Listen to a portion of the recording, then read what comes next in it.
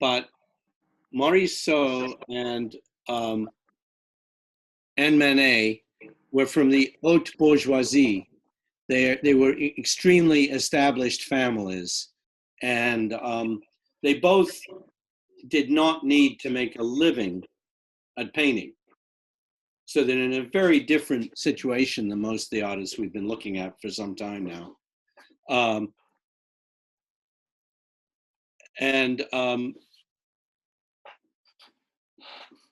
They also were very constrained by their position in society.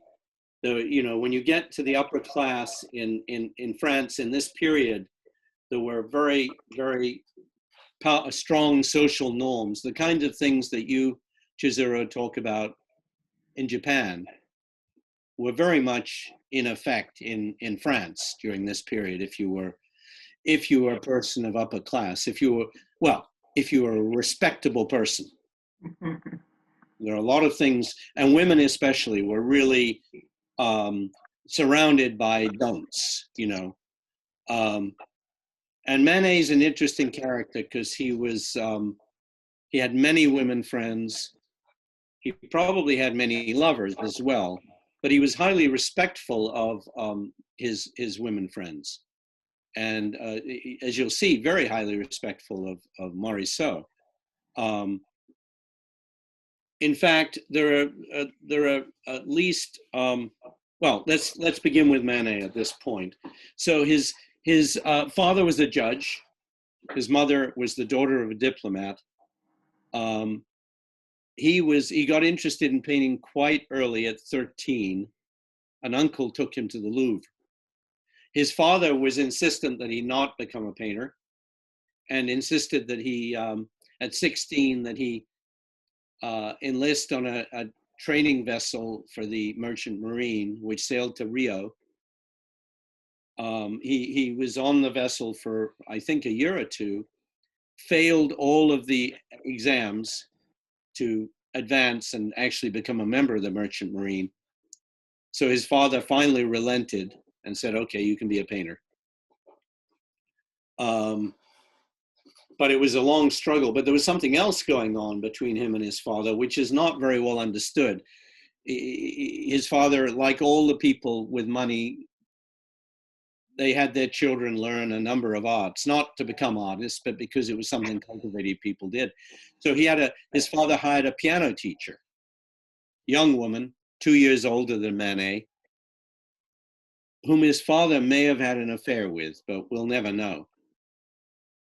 Anyway, Manet initiates quite young an affair with her, and it's completely secret from his father.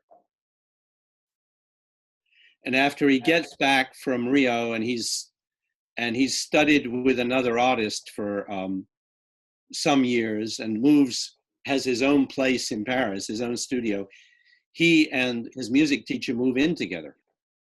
So they have a very solid relationship.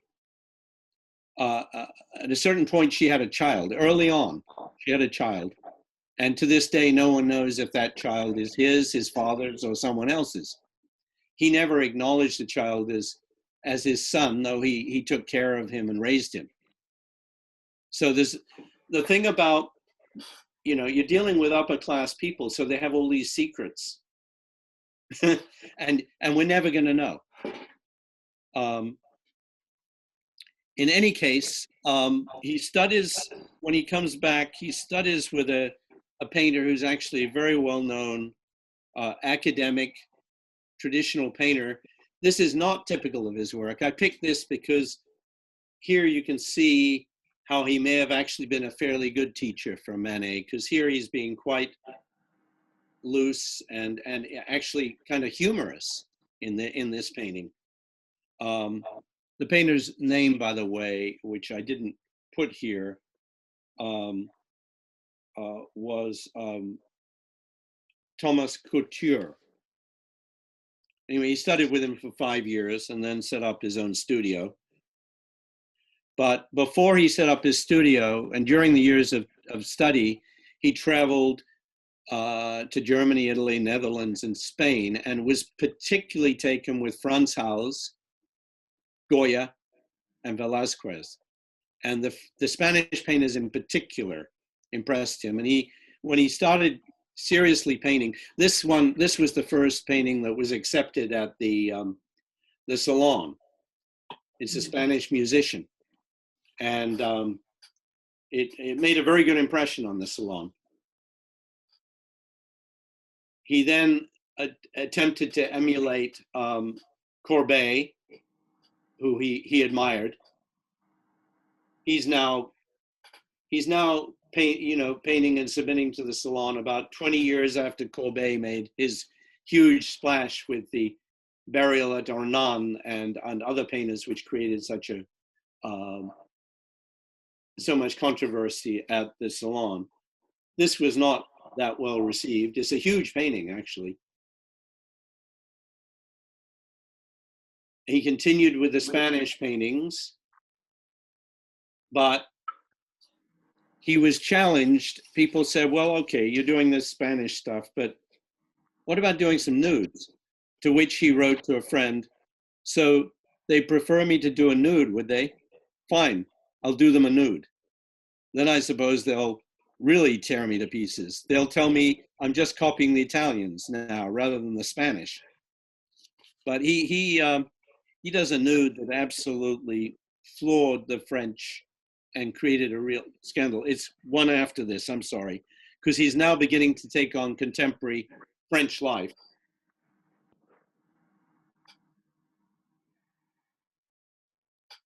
I'll get to it in a second. Sorry, I went ahead of myself there. On the street, he met a singer, a street singer, a young woman, Victorine Muerent, and any woman who was a street singer and who just mixed normally with other people was considered demi-mondaine. They were not cultivated. They were probably loose in their morals, maybe even a prostitute. But he met her on the street and he asked her to model for him. And this is probably how she appeared when he met her on the street. Young woman, red hair, petite. She was known to her friends as La Navette, which means the shrimp. But this was the nude that he brought before the Salon. And of course it was rejected. But there were so many artists rejected this year that Napoleon III created the Salon de Refusés, where all the artists who'd been refused could show. He showed it there and it created a huge scandal. Why? Well, first of all, she's obviously, and the Parisians would immediately pick up on this, a prostitute, a high-class prostitute who's receiving flowers from her admirer and who's probably waiting for him to arrive. And the black cat and actually the black woman emphasized the erotic nature to Parisians of that day of this painting. But at the same time that she's a high-class prostitute, she's staring directly at us with a somewhat challenging gaze, which also upset them. What Manet was actually doing here was he was modernizing, bringing into the present something that was considered quite acceptable in those days. This was acceptable. But when he takes the same scene and takes it out of myth and history and puts it in the present and gives the people a real, live, contemporary woman who's probably a prostitute, it offended everyone. What's really interesting is that in those days, most men's first experience was with prostitutes. Women, especially if they were in the upper class, because the upper class women were not available. So he's actually kind of holding up before the Parisians an image that they have trouble looking at because it's actually so true. The other thing, but going back, Chiruza, to what you were saying earlier, you can see the Japanese influence here. If you think about it, the body is not modeled that, it's modeled, but very subtly, so that she almost looks flat. And there's a very strong emphasis on the outline and very strong contrast of black and white, which is also quite common with in the Japanese prints. And in fact, black and white were two colors that he used very effectively throughout his career.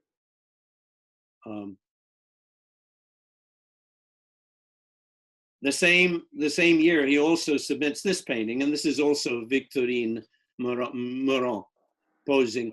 This is actually his wife in the background, but this is Victorine in the foreground.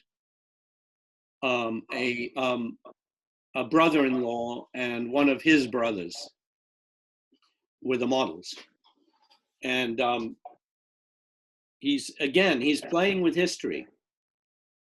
This is a detail from a very famous print that was actually a collaboration between Raphael and just a second, Marc Antonio Raimondi in the 1500s. And it's a detail of the Judgment of Paris. But he's taken this quite literally, this composition. So what he's doing is something quite interesting here. He's a revolutionary of a very different sort from Courbet. Courbet basically, it's like Courbet takes the farm and brings it plonk into the salon with all its dirt and its lower class trappings. What Manet is doing is taking the present and reworking it. Well, he's taking traditional art and he's reworking it into the present. And it's actually it's a very revolutionary thing to do, and it was very shocking to the Parisians. Neither of these paintings sold during his lifetime, though both were eventually acquired by the Louvre. But the Impressionists, who were still quite young and still in their early stages of development, were totally taken with both these paintings, because he was taking on contemporary life. And in this one, he was taking on contemporary life and putting it in a landscape, a rather attractive and interesting landscape. Even though it's a studio piece, it wasn't painted on site.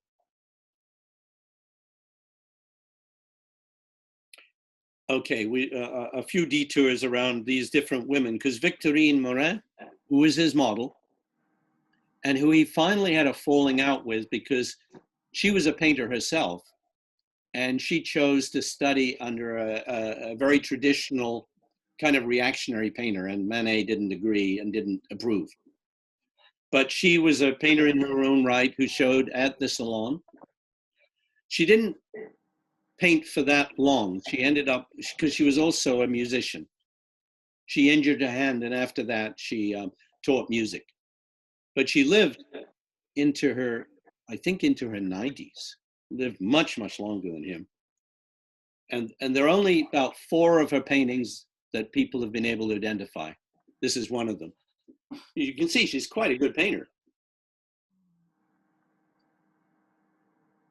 And even though he argued with her and whatever, he had respect for her, and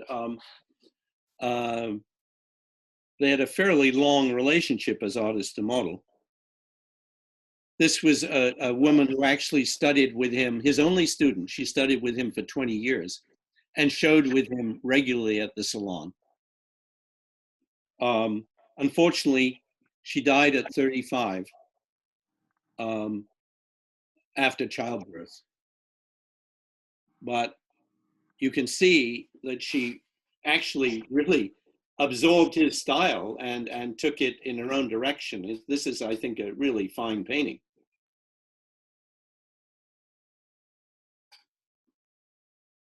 But she has his brushstroke. And this is also, I think, an excellent painting. And again, I think Chizuru, you can see the Japanese influence here in the way things are cropped. I do.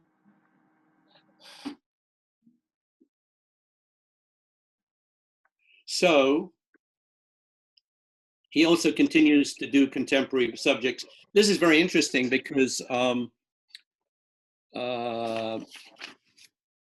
this actually is a sea battle that he may have witnessed. It was during the American Civil War, and these two American ships from the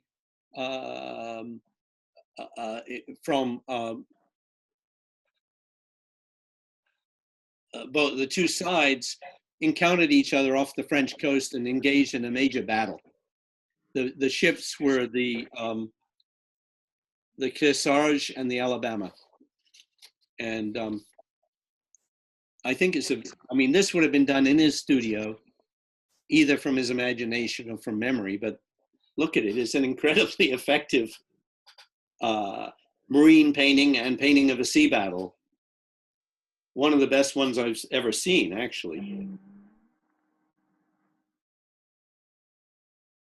And he's also, because he's a man of the world, and he goes to, of course, to all the social events, including the races. This is, I think, tremendous because the horses are charging right at the viewer. But look how he handles the crowd. If you remember some of Goya's paintings, he does the same thing. They're just splotches of paint that happen to give a real sense of the crowd, a movement in the crowd. Though it's hard to isolate details.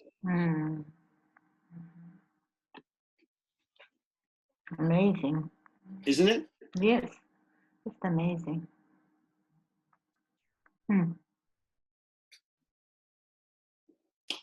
At this time, he's taking on everything, and he's taking on historical stuff too. In 1867, when this was painted, the Archduke Maximilian, who had been installed by Napoleon III in Mexico to rule Mexico, because the French were in control of Mexico at the time, was a very bad idea, because the Mexicans eventually defeated the French and they captured Maximilian and executed him with two of his generals. Now we know that Manet was progressive. He supported the Republic. He did not support at all Napoleon III. So this painting is, to some extent, a criticism of Napoleon III, but is probably also a statement against war and violence, because Maximilian was not actually a bad person. He was kind of a victim of circumstance. But it's quite a powerful painting. But it was not, there were three versions of this painting, and the French would not allow any of them to be seen. Or let's put it this way, Napoleon III wouldn't allow any of them to be seen, because it represented a major policy failure on his part. So Manet was constantly walking that line, challenging the establishment, even though he was very much a part of the upper class. He's an interesting person from that point of view. This is his good friend Émile Zola, who was the childhood friend of Cézanne and a great writer, who and he had an adventure with Manet, which is quite interesting and says something about Manet's character. Manet finally couldn't bear the criticism of one of his critics. He slapped him in the face with a glove and challenged him to a duel by sword. And in fact, Zola was his second. He accompanied him, and they had a duel, which is kind of crazy in a way that an artist would take that kind of a risk. Manet managed to he managed to cut his rival. Didn't injure him seriously, but he cut him, and he decided that was sufficient, that he was happy at that point, and the duel was over. But it shows you how much he was a man of his time, you know. I'm This just was, noticing, oh, sorry, I was just noticing the Japanese prints in the Yeah. background of that painting. Is so oh yes, yes, the Japanese print and also Olympia, Mhm. his painting, which Zola highly admired. This is Mallarmé, another of his good friends, and I think a wonderful portrait. So incredibly relaxed brushwork and very spontaneous. You can see he isn't painting over. He's putting a brushstroke on and leaving it, basically. And you can see he moved the finger slightly here. Well, now, this is a return for a moment, at least, to the Spanish theme. If you remember Goya's balcony scenes with the Majas. This doesn't have the power of Goya at all. But there's one woman in it who kind of captures your whole attention here. At least she captures mine. The other two people are sort of not really very interesting. This is Berthe Morisot. He first met her, met her and her sister when they were copying paintings at the Louvre, because both Berthe and her sister painted as young women. It wasn't assumed by the family they would become painters, but they were enthusiastic painters and very, very good. Later, he was reintroduced to her and he invited her to model for him. And she hesitated at first because to model for any painter and to have your image in the Louvre suggested that you were not you were a woman of loose morals. But she finally agreed, and actually most of the time that she modeled for him, maybe all the time, her mother accompanied her. But they very quickly established a very intense relationship. And this is a very interesting painting. You can see you can sense a rapport between the artist and the model here. It's an intriguing painting. But look up here. Do you recognize this? Oh, Chizuru is gone, huh? Oh dear. She's there. She just stepped away a little bit. Oh, okay. Well, hopefully she'll come back. This is a Japanese print. And it's the story of a pearl diver who's a woman who invades the palace of the Dragon King to steal a pearl which he had stolen from her husband. And then to hide the pearl during her escape. There's Chizuru. I'm talking about the Japanese print above. I'm sorry, there was a phone call.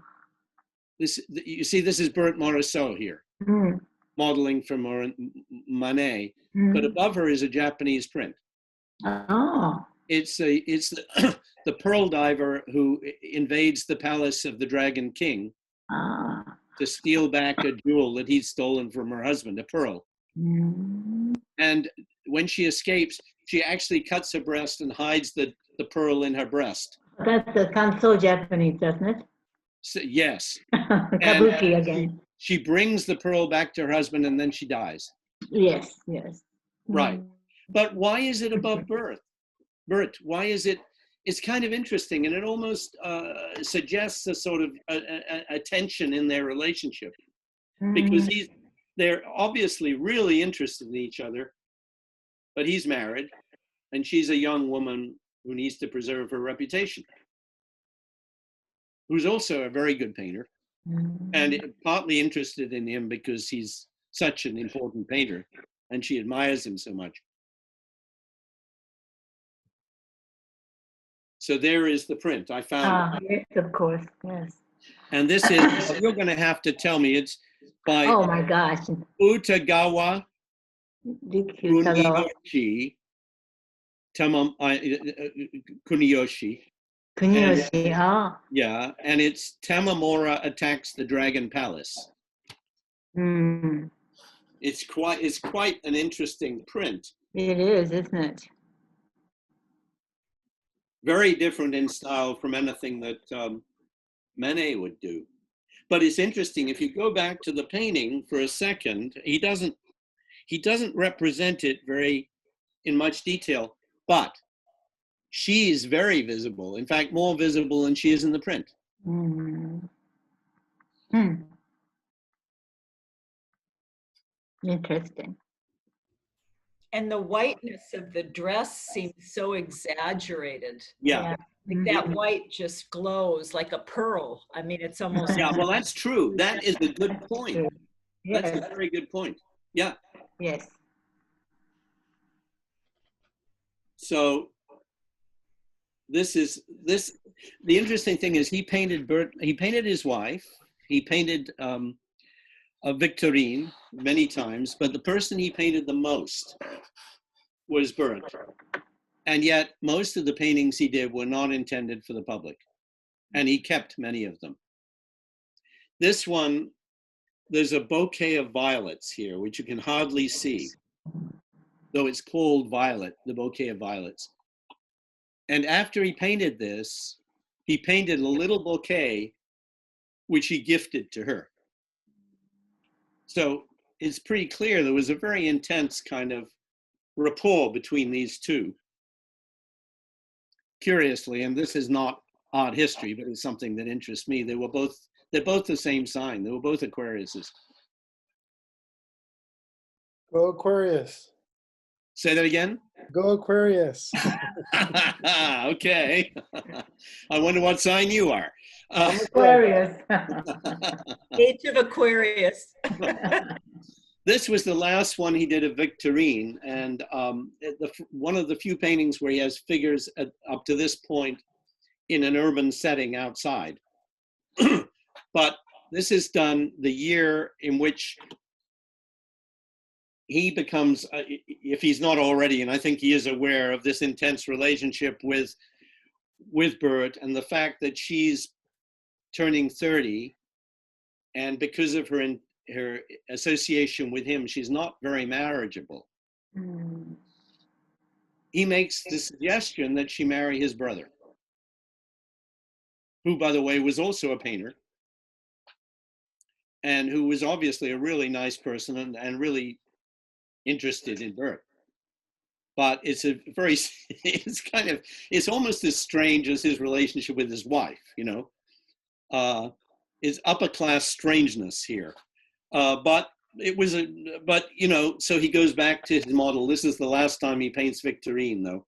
But a very important painting, one that was not appreciated by the public at all. But this is the same train station where Monet would paint his famous paintings of the trains with all Yes. this much later. Because remember, the young Impressionists are watching him very closely and applauding him. But what happens at this point, after she marries his brother, he doesn't paint her anymore, obviously. But she invites him to paint with her with the Impressionists, and she draws him out, and he never considers himself an Impressionist. He refuses to show with them, but he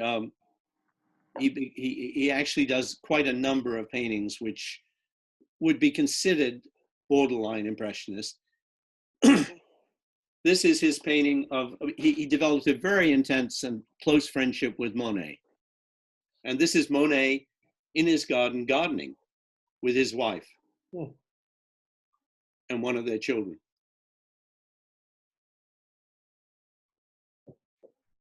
Wow. And another one of Monet in his boat that he would take up and down the river to paint landscapes with his wife inside. And this is, you know, like an early Impressionist painting, actually. But he never ceases, he always continues to use a lot of white and a lot of black, which the Impressionists sort of avoided. He also turns his attention to the cafes. You know, Paris at this time was, well, we're moving towards what was known as La Belle Époque, a period of immense wealth. It was really the height of imperial wealth for the European countries, especially France. And Paris became the cultural center of Europe during this period. And the bars, the cafes, were incredibly lively places where you could see ballet, you could see, all kinds of dancing, music, and where he would hang out after painting and discuss and debate art with his friends, the Impressionists. But these are very vivid and beautifully painted, and they would have been done in his studio.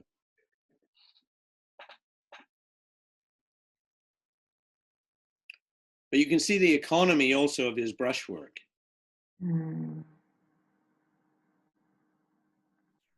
This is actually one of his last paintings, a large painting. Really? Yes. And it's called at a bar de Folie Bergère. And this young woman is obviously waiting on customers. There are several things that are interesting about this painting. One is the rich use of color here. You can see how the Impressionists have influenced him, and yet he retains that strong use of black and white. I'm curious what kind of beer that is, or what, I mean, if it's specific beers, like maybe an old beer you would never see again. Well, probably. Yeah. Yeah. But there's an interesting thing about this painting. If the mirror is behind her, how is it that she is seen here? And here she's leaning slightly forward, which she doesn't seem to be doing here. So he's actually violating, it looks like a very realistic painting, but he's violating some basic rules here to create the painting he wanted to create. He obviously wanted the man in the painting interacting with her. Anyone who was a barmaid would have been considered demi-monde, of questionable morality. And he's made a big painting of this and put it at the Salon, which greatly offended the French again, the upper class anyway. To me, it's an utterly wonderful painting. But he had some sort of very serious infection in one of his legs, which was misdiagnosed, and he eventually had to have part of the leg amputated at home, and he died a few months later. It was actually a symptom of syphilis, which seems to have been what almost all the painters of this period had. You know how that started. Excuse me? We know how that started. Yeah, well, yes. So this is Berthe painted by her sister, who you can see was herself an extremely good painter, Edma. Edma married and gave up painting, but remained extremely close to Berthe. It's Berthe in French. It would be Bertha in other languages, but it's a very, very intense and beautiful and very good painting, I think.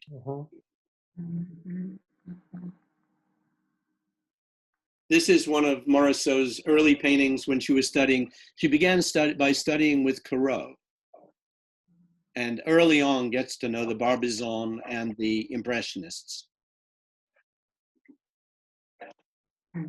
This is the road to Auvers, where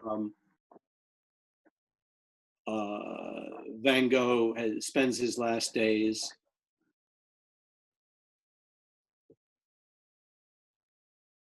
I think this is a lovely, and this is very much in the Barbizon style, this one.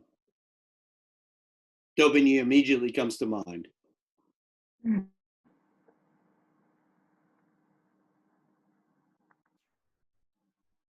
usually, like Manet, she was mostly interested in the figure, and many of her landscapes, when she does landscapes, have figures in them. I've picked a number of landscapes that don't, but it was more common for her to do something like this. But a lovely, fresh painting with actually quite a restricted palette when you think about it. This is her sister, Emma, and her mother. Her mother had encouraged them to paint, and then maybe had second thoughts when Berthe decided to do it as a profession. But they were clearly a very close family. This is interesting, though. Mhm.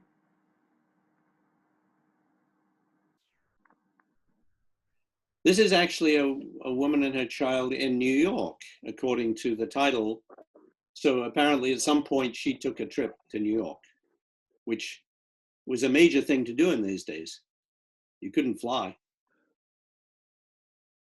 No, you could take a steamship at this point.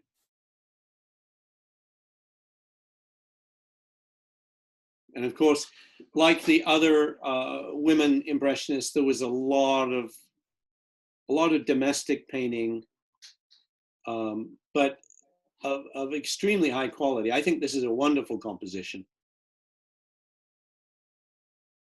But you see the blacks and the whites. She picks that up from Monet, and she kind of goes with it too, though her brushwork is different. This is her sister. And with I guess, I don't know if that's a Japanese fan. It looks like it. Because the Japanese style was everywhere. This is around the time, I think, of, the opera. I'm forgetting the title of the opera now. Well, it'll come to me later.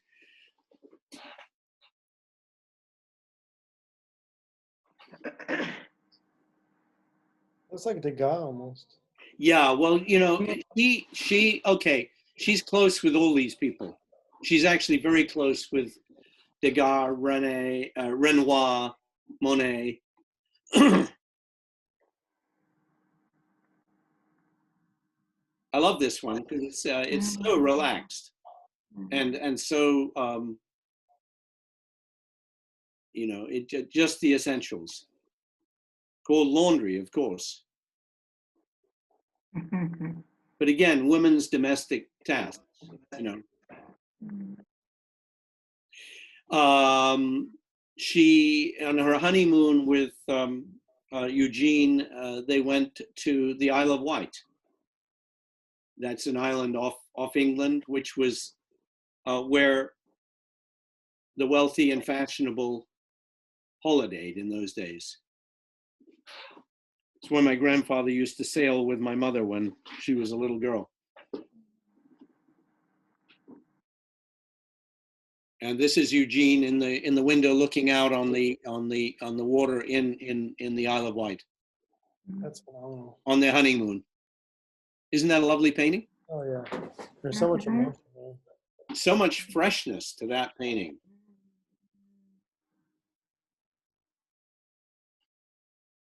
He, you know, I said before, he was a painter, but he devoted a lot of his time and energy to helping her with her career. He was a kind and a good companion.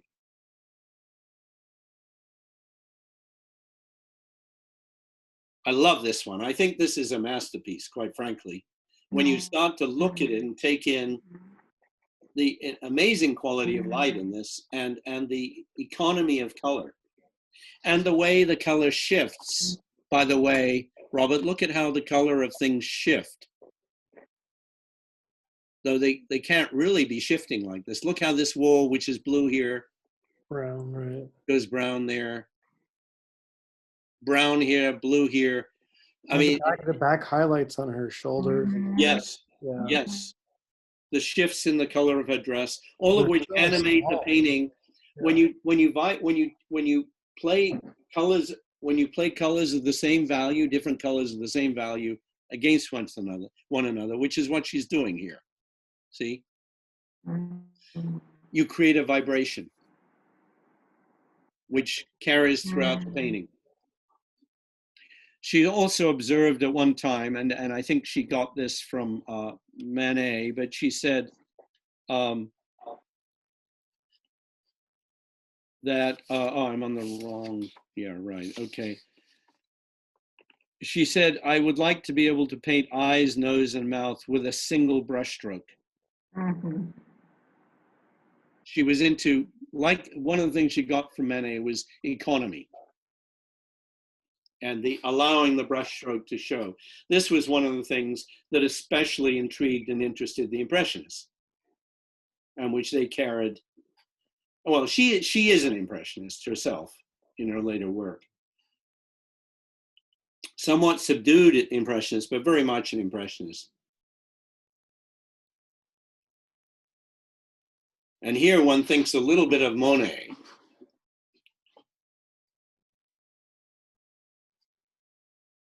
Now, I don't know if this is, she did work outside. I mean, she worked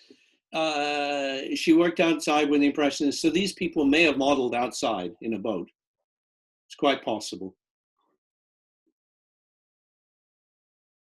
I love the ducks. That's the kind of, that's the way Monet would have painted them, actually. This is Eugene with their daughter. After 4 years, they had a daughter who was really the light of her life and became her major subject, Julie.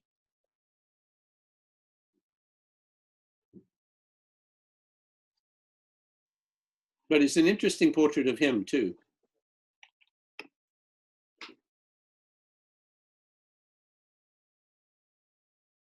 I was just thinking, kind of unusual to see a man with a child.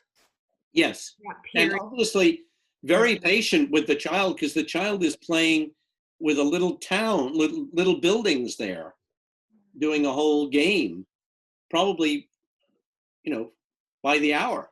And he's just sitting there and watching, you know, he's obviously a very caring person.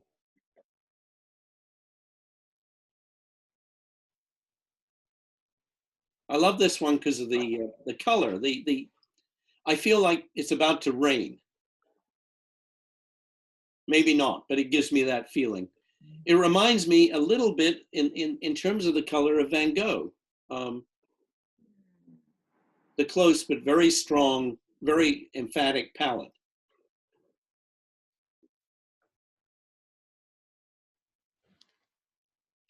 She, in her later years, she would use, as I said, she would do a watercolor, and she would use watercolor and pastel and then go back over with oil. And this looks like, and she would often work on raw canvas meaning canvas that had been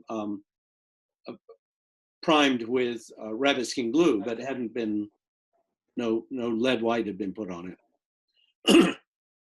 You can see the canvas showing through, probably linen.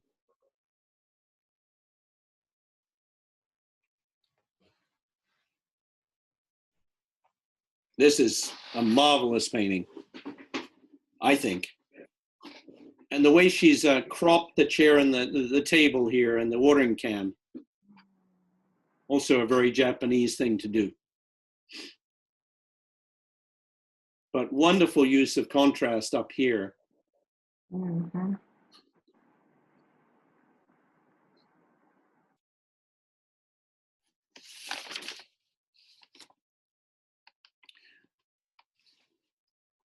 So this was actually,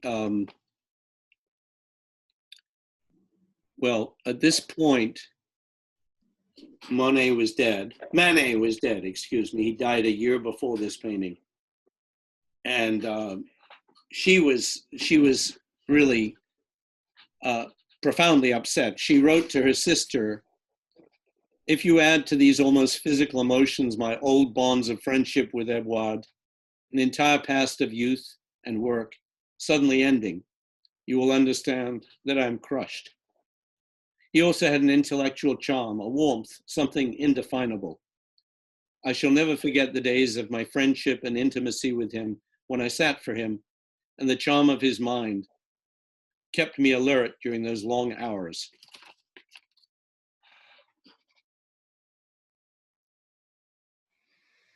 So I think it starts to affect her, because within a couple of years of Edouard's death, Eugene dies.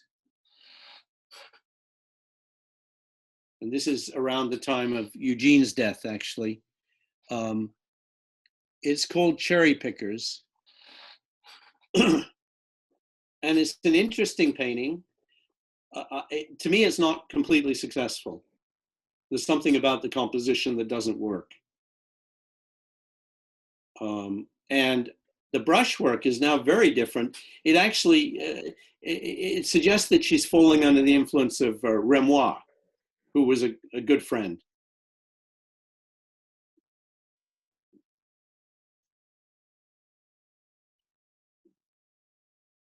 And this is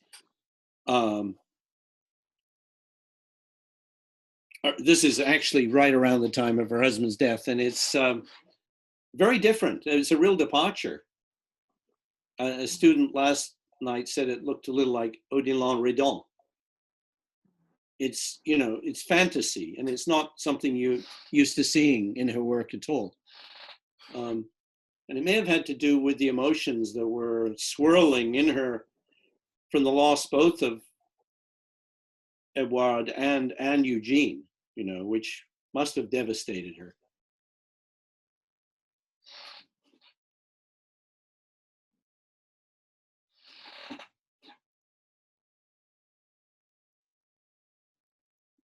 This is one of her last paintings of her daughter, the last year of her life. She dies young too, well, fairly young. She dies in her 50s. Actually, her daughter, Julie, got a very bad case of pneumonia, and she just spent her whole time nursing her, and Julie recovered, and she got pneumonia. And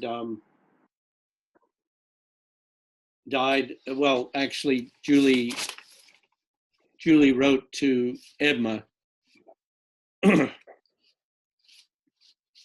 Actually, these are so sad, it almost makes me cry. Since I last wrote, I have lost Maman. She died at 10:30 on Saturday, 2nd of March. I cannot describe the enormity of my grief. In 3 years, my parents have left me, and now I am an orphan. On Saturday morning, she was still laughing. How pretty she was then. She was her usual self. At 3 o'clock, I spoke to Maman for the last time. Very sad. And the final thing is that on the anniversary of her death, March 2nd, 1896, a year after her death, a retrospective exhibit was held. Monet, Renoir, and Degas supervised the installation of her works. Julie labeled the pictures with numbers assigned to them in the catalog. She noted the dates, sitters, and owners of the paintings. Julie's notes provided the basis for the fully illustrated catalog that was finally published in 1961. Really? Wow. After her mother's death, Renoir was appointed as Julie's guardian, and Degas took pride in introducing her to her husband several years later. He attended her wedding.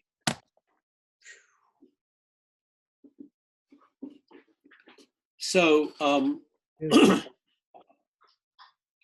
only was she one of the first major women artists, but she had the respect of the other artists in her circle, and did some really fine work. I think this is a really interesting portrait.